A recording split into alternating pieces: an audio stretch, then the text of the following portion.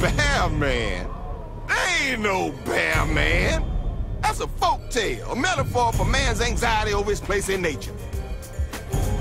You may not be familiar with the Afro Samurai anime, so here's what you need to know if you want to get the most out of the video game. You're a badass swordsman with big badass hair, and you slice up all sorts of ninja types en route to avenging your father's death. And you're voiced by certified badass Samuel L. Jackson. He sacrificed himself to show you what it means to be truly alone. The game does a credible job of making you feel talented with that blade, what with some solid combat mechanics and incredibly gory slow-motion slicing. It's all a bit clunky, it doesn't have the fluidity or tightness of Ninja Gaiden or Devil May Cry, but while it doesn't quite rise to current standards, it's got a look and sound that set it apart from your run-of-the-mill button masher.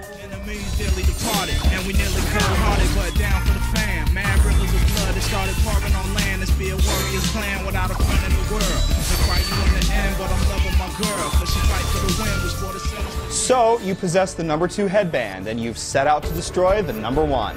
If you're a fan, you'll experience events in and out of the anime series, but if you're not, that's okay too. What's important here is the vibe and the humor, a combination of hip-hop culture and Eastern sensibilities. You've got the potty-mouthed character Ninja aside crisp, cel-shaded environments, and hip-hop tinged with Far Eastern harmonies. The atmosphere pulls you through the story, and split-screen sequences in and out of gameplay keep you involved. That cel shading is complemented by amazingly violent-looking combat, and together they hold the biggest part of Afro Samurai's appeal.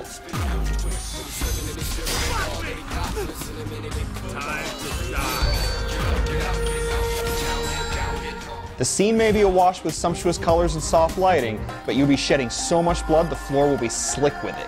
You can go on the offensive with standard moves you've seen before, light attacks, heavy attacks, and kicks, and you can string all these moves together to kick the living shit out of your various enemies. But if you want to get things really bloody, you enter focus mode.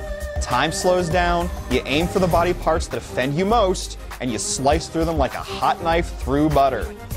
It looks awesome, and it's a lot of fun too. You've got a few other tricks like deflecting bullets and wall running, but these bits don't really mesh with combat. Stuff like wall running can usually only be performed during specific platforming bits. You can't string those acrobatics into combat, though you can do a few flips and whatnot when you're focused. But you wouldn't want to pull these things into the combat anyway. The platforming in Afro Samurai is pretty poor, which makes some longer jumping sequences a big pain. And one of the worst bits is before a boss fight that forces you to do it all again if you lose.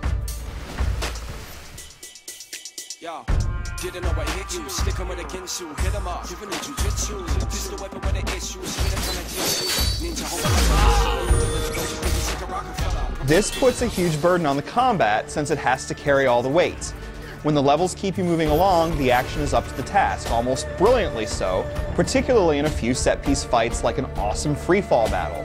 However, other levels fall really flat. In one, you spend so much time running around, you'll wonder where the action went. In others, you'll deal with so many waves of cookie-cutter enemies in one spot that you'll long for something to break the tedium. A better flow of enemies, more interesting level design, and fluidly implemented platforming would have added a lot of needed variety. Grossly violent combat and awesome cel-shaded graphics are cool, but they can't always save Afro Samurai from occasional monotony and clunky movement mechanics. There are a few other problems here and there, frame rate jitters, a couple of broken checkpoints, and some camera weirdness, but here's what's important. Afro Samurai can be a load of fun.